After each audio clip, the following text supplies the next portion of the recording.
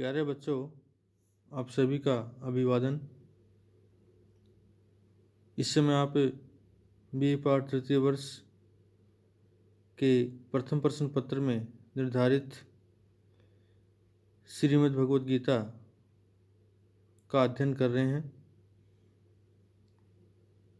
अर्थात आपको इस पुस्तक का अध्ययन करवाया जा रहा है और अभी तक श्रीमद् भगवद गीता के द्वितीय अध्याय के 9 श्लोकों का हम अध्ययन कर चुके हैं। आज इस कालांश में हम 10वें श्लोक का अध्ययन करेंगे और 10वां श्लोक इस रूप में हम सभी के सामने, अर्थात हम सभी को इस रूप में देखने को मिलता है कि तम उवाच ऋषिकेश प्रसन्न इव भारतय सेनयोरुभयोर्मध्ये विषीदन्तम् इदं वचः। तम उवाच ऋषिकेश प्रहसन इव भारतय सेना सैन्यो उभयो मध्ये विषीदन्तम् इदं वचः। पिछले श्लोक में अर्जुन ने अपने मन के जो भाव थे, उसके मन में जो विचार उत्पन्न हुए थे, जो पीड़ा थी, उसको अपने सारथी भगवान श्री कृष्ण के सामने अभिव्यक्त किया और अपनी बात को कहकर अपने मन की पीड़ा को, दुख को बतलाकर और वह शांत हो जाता है और संजय, जिसके पास दिव्य दृष्टि है, वो अपने दिव्य दृष्टि के माध्यम से महाराज धृतराष्ट्र को दोनों सेनाओं के मध्य में इस समय कौरव और पांडवों के बीच जो युद्ध होने जा रहा है, तो वहाँ इस समय क्या स्थिति है, वहाँ की स्थिति के बारे में महाराज धृतराष्ट्र जो है संजय से पूछते हैं और संजय अपनी दिव्य दृष्टि के माध्यम से वहाँ की स्थिति को देखकर महाराज धृतराष्ट्र से बतलाते हैं और कहते हैं कि हे भारतय अर्थात हे भरतवंशी महाराज धृतराष्ट्र, तम उस विषीदंतम अर्थात विषाद करते हुए, पीड़ित होते हुए, दुखी होते हुए, दुख को व्यक्त करते हुए, दुख को व्यक्त करते हुए अर्जुन को, अर्थात अर्जुन से ऋषिकेश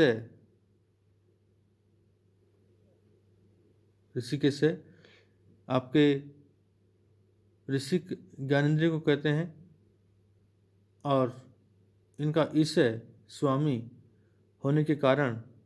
भगवान श्री कृष्ण का एक नाम ऋषिकेश भी है। अर्थात यहाँ ऋषिकेश भगवान श्री कृष्ण का विशेषण है कि ऋषिक ज्ञानेंद्रिय को कहते हैं और ऋषिक प्लस ईशय अर्थात उनका स्वामी या उनको अपने वश में रखने के कारण श्री कृष्ण का एक नाम ऋषिकेश भी है। अतः ऋषिकेश उन भगवान श्री कृष्ण ने उभयो सैन्यों मध्य, उभयो दोनों अर्थात कौरव और पांडव, इन दोनों सेनाओं के मध्य बीच में प्रहसन इव हंसते हुए के समान, अर्थात हंसते हुए से इदम वचन जो है वो उवाच अर्थात कहे अर्थात बोले कि भारत है, हे भर्तुहंसी महाराज धृतराष्ट्र, तम उस अर्जुन को विषिदंतम विषाद करते हुए कि उस विषाद करते हुए अर्जुन को अथवा अर्जुन से ऋषिकेश भगवान श्री कृष्ण जो हैं उभयों दोनों सेनाओं के मध्य में अर्थात कौरव और पांडवों की जो दोनों सेनाएं थी जो कि इस समय उस युद्ध भूमि में युद्ध करने के लिए तैयार हैं, तो उन दोनों सेनाओं के मध्य में प्रहसन एवं हंसते हुए से इदम ये वचन उवाच बोले अर्थात उन्होंने कहे। इस तरह से जो समस्या अर्जुन के लिए जो एक बहुत बड़ी समस्या थी अर्थात जिनको देखकर वह अंदर अंदर पीड़ित था, दुखी था, अर्जुन की वह समस्या भगवान श्री कृष्ण के लिए ना के बराबर थी। और इस श्लोक के अंतर्गत कि भगवान श्री कृष्ण ने जो है हंसते हुए से ये कथन कहा या इस तरह से ये वचन बोले,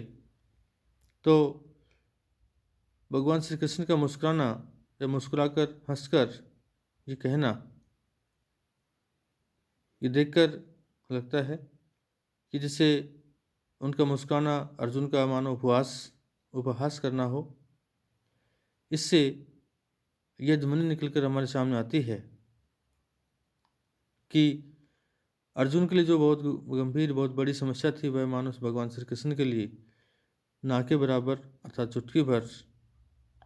का खेल था। और इसलिए उन्होंने अर्जुन की इस बात को बड़े जो है सहज रूप से या बड़ी आसान रूप में जो है हल्के रूप में या किंचित मात्र उसको कहते हैं कुछ भी नहीं जो है मानते हुए और हंस कर के उससे कहा। क्योंकि जब किसी दूसरे व्यक्ति की बहुत बड़ी समस्या हो और सामने वाला सामने किसी व्यक्ति के सामने किसी दूसरे के सामने हम अपनी पीड़ा परेशानी को रखते हैं और वो उस बात को हंसते हुए हमारी बात को सुनकर और हंसते हुए मुस्कुरा कर कहते हैं, तो इसका मतलब है कि हमारी वह बहुत बड़ी समस्या उस सामने वाले व्यक्ति के लिए बहुत छोटी है और इसका मतलब उसका समाधान भी उनके पास में है। तो इस तरह से यह 10वें श्लोक का अर्थ आपको करवाया गया। और इसके उपरांत आपका 11वां श्लोक आता है। श्री भगवान उवाच ऐशोच्यान अन्वय शोचोस्त्वम ऐशोच्यान अन्वय शोचस्त्वम प्रज्ञावादांश भाषसे गतासून अगतासूनश्च नानु शोचन्ति पंडिता। फिर देखें कि श्री भगवान उवाच ऐशोच्यान अन्व शोचय ऐशोच्यान अन्व शोचय त्वम प्रज्ञावादान भाषसे प्रज्ञावादान च भाषसे और गतासून अगतासूनश्च गतासून अगतासून च न अनुशोचन्ति पंडिता।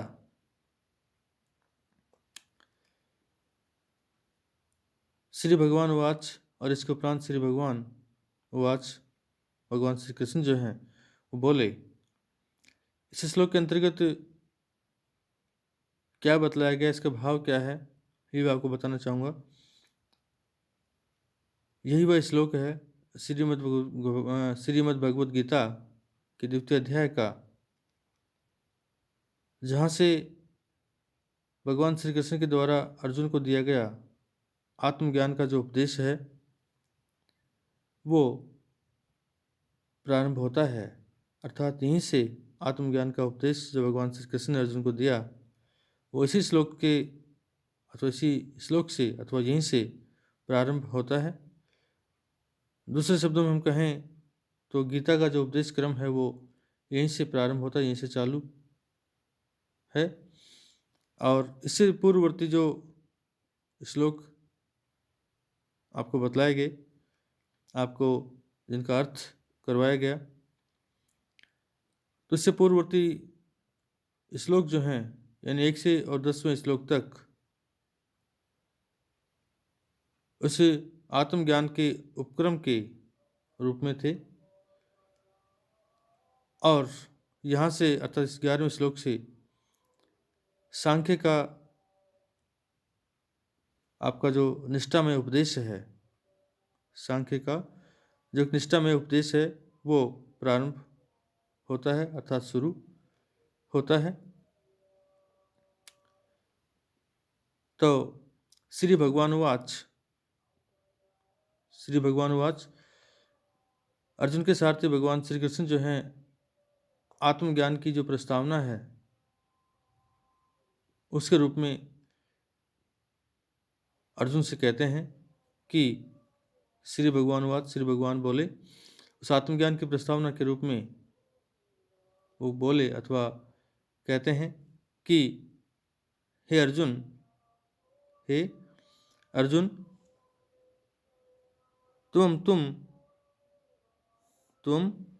तुम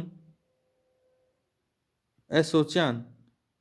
एक सोचान शोक करने योग्य और एक असोचान शोक करने से रहित, अर्थात शोक न करने योग्य या न शोक करने योग्य के विषय में के बारे में,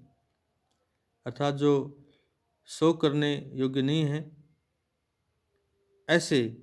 गुरुजनों और स्वजनों, क्योंकि गुरु द्रोणाचार्य जिन्होंने दोनों को ही शिक्षा प्रदान की थी, अतः दोनों के ही गुरु थे, कौरव और पांडवों के, और स्वजन जो उसके अपने जन थे, अपने ही परिवार के लोग थे। तो इन दोनों का ही तो अनुशोचय शोक करता है, इनके विषय में चिंतन मनन करता है, इनके विषय में दुख व्यक्त करता है। इनको देखकर आपके मन में एक पीड़ा है, आप विषाद कर रहे हैं। लेकिन इसके साथ साथ प्रज्ञावादान भाषसे, प्रज्ञावादान, लेकिन जिनके विषय में आपको शोक नहीं करना चाहिए उनके विषय में आप शोक करते हैं। और इसके साथ साथ शोक करने के साथ साथ प्रज्ञावादान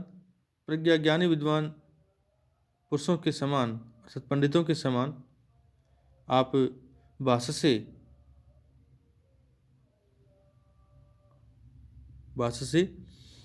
कि ज्ञानी विद्वान पुरुषों के समान या पंडितों के समान भाषा से बात करते हैं या ज्ञानी विद्वान पुरुषों की सी आप बातें जो है बोलते हैं। किंतु पंडिता, जो पंडित ज्ञानी विद्वान पुरुष हैं, जो पंडित अर्थात ज्ञानी विद्वान पुरुष हैं, वो पंडित जन तो गतासून जिनके प्राण चले गए हैं, जिन्होंने अपने प्राण त्याग दिए हैं, और अगतासून जिनके प्राण अभी नहीं गए हैं, अर्थात जो अभी जीवित हैं, इसी लोक में जीवित हैं। तो गतासून और अगतासून अर्थात जिन्होंने प्राण त्याग दिए हैं, जिनके प्राण चले गए हैं और जिनके प्राण अभी नहीं गए हैं, जो अभी जीवित हैं इसी लोक में, न अनुशोचन्ति, इन दोनों के ही विषय में, इन दोनों ही तरह के लोगों के विषय में, बारे में, इन दोनों के लिए भी जो है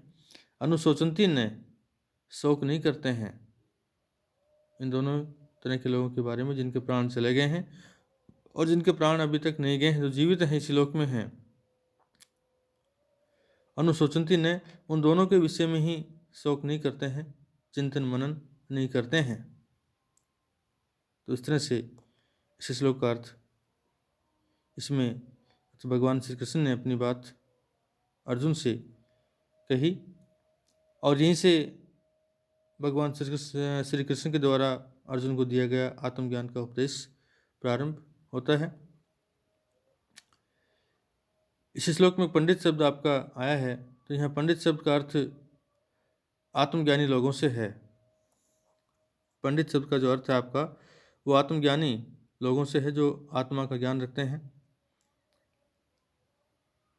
इस पद्य में, इस श्लोक में प्रयुक्त गतासून व अगतासून के उदाहरण क्रम से हाथ से निकले हुए तीर के समान एवं अंजलि के जल के समान माने जा सकते हैं। व्युत्पत्ति की दृष्टि से पंडित शब्द पंडा प्लस इतच प्रत्यय के योग से बना है, और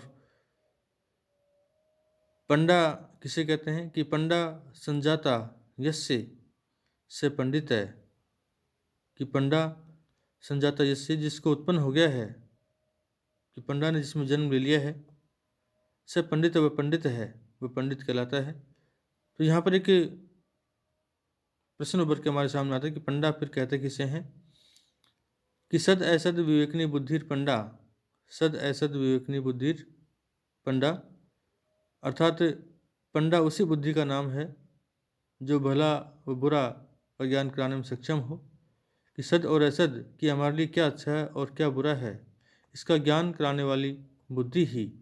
आपकी पंडा है। अतः पंडित वह है जिसमें ऐसी बुद्धि का उदय हो गया हो, जन्म हो गया हो, कि हमारे लिए क्या अच्छा है और क्या बुरा है, जो इन दोनों में अंतर करने में सक्षम हो, वही आपका पंडित कहलाता है। तो यहाँ भगवान श्री कृष्ण ने जो है ये कहा है अर्जुन से, कि यही कहते हैं कि पंडित लोग जो ज्ञानी विद्वान पुरुष हैं, जिनके प्राण चले गए हैं उनकी, और जिनके प्राण नहीं गए हैं उन दोनों की चिंता नहीं करते हैं, क्योंकि पंडितों की दृष्टि में एक सच्चित आनंद ब्रह्म ही जो है नित्य और सत्य वस्तु है, सत वस्तु है, उससे भिन्न कोई दूसरी वस्तु उनके लिए नहीं है। वही सबका, वही जो है सबका आत्मस्वरूप है। उसका कभी किसी प्रकार नाश नहीं हो सकता, तथा शरीर अनित्य है, वह रह नहीं सकता। वे जानते हैं कि आत्मा और शरीर का संयोग वियोग व्यवहारिक दृष्टि से अनिवार्य होते हुए भी वास्तव में स्वप्न की भांति कल्पित है, फिर वे किसके लिए शोक करें और क्यों करें। तो इस तरह से इस 11वें श्लोक के अंतर्गत भगवान श्री कृष्ण ने अर्जुन को ये बात बतलाई, अर्थात उसके मन में जो संकोच था,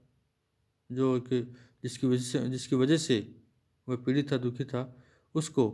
दूर करने की कोशिश की है।